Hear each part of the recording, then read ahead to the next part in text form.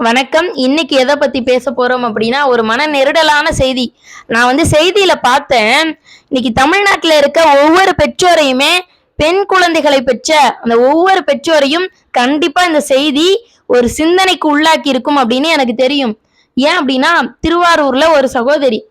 அவங்களுக்கு திருமணமாகி 1½ வருஷம் ஆயிருச்சு. அவங்க தாய் வீட்ல என்ன சொல்லியிருக்காங்க அப்படின்னா, திருமணத்திற்கு முன்னாடி நாங்க 20 சவரன் நகை போடுறோம் அப்படின்னு ஏத்துக்கிட்டு திருமணத்தை முடித்து வைத்திருக்கிறார்கள். ஆனா அவங்கனால அந்த நகையை போட முடியல. இதுக்கு இந்த சகோதரி திருமணமான வீட்டுல 1½ வருஷமா அவங்க கணவர் அடித்து கொடுமைப்படுத்தி இருக்காரு. எங்க நகை? மாமியாரும் நகையை பத்தி கேட்டு அவங்கள ரொம்பவே கொடுமைப்படுத்தி இருக்கிறாங்க. இன்னைக்கு ஏன் அந்த சம்பவம் இவ்வளவு பரபரப்பா பேசப்படுது அப்படின்னா, அவங்க போய் வீட்டு வாசல் முன்னாடி நின்னுட்டு அவங்க அத்தைட்ட பேசுறாங்க. தயவு செய்து என்னையும் என் கணவரையும் நிம்மதியா வாழ விடுங்க. நகைக்காக எங்க வாழ்க்கையை வீணாக்கிறாதீங்க.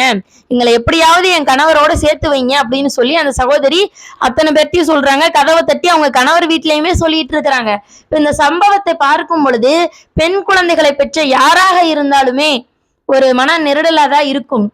ஏன் அப்படின்னா, இத்தனை வருஷமா பொம்பளை பிள்ளைகளை பெற்றவங்க எல்லாம் என்ன பண்ணுவாங்க அப்படின்னா, என்னதான் அந்த பொம்பளை பிள்ளை அந்த வீட்டுக்கு தேவதையா இருந்தாலும், வரமா பிறந்தாலும், அந்த பெற்றோருக்குரிய கடமை என்ன தெரியுமா? ஒரு பொம்பளை பிள்ளை பிறந்துருச்சு அப்படின்னாலே பெரும்பான்மையான வீட்டுல என்ன பண்ணுவாங்கன்னா, அந்த பிறந்த குழந்தையில இருந்தே கூட சிலரு நகை சீட்டு போட ஆரம்பிச்சிருவாங்க.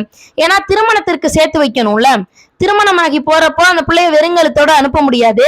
அதனால நாங்க நகை சேர்த்து வைக்கணும் அப்படின்னு சொல்லிட்டு ஒவ்வொரு பெண் குழந்தைகளை பெற்றோர்கள் எல்லாருமே தமிழ்நாட்டுல இதைத்தான் நம்ம எல்லாம் வழக்கமா பண்ணிட்டு இருக்கிறோம். என்னதான் நீங்க நகை போட்டா கூட இந்த மாதிரி மனுஷங்கள்ட்ட போய் எப்படி அந்த பெண் அந்த சகோதரி நிம்மதியா வாழ முடியும் அப்படின்னு எல்லாருமே இன்னைக்கு கேள்வி கேட்டுட்டு தான் இருக்கிறாங்க. உங்க பெண் பிள்ளைகளுக்கு நல்ல கல்வியை கொடுங்கள். அவளுக்கு என்ன ஆர்வமோ, நடனம் பயில ஆர்வமோ எல்லாம் கற்றுக் கொடுங்கள்.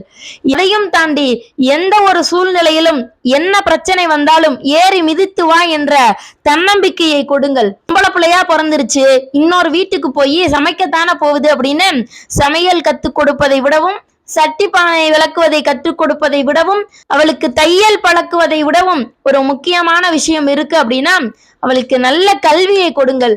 ஏன்னா கல்வி இருந்துச்சு அப்படின்னா பணமும் பொருளும் நிலமும் பதவியும் பட்டமும் தன்னால வரும்.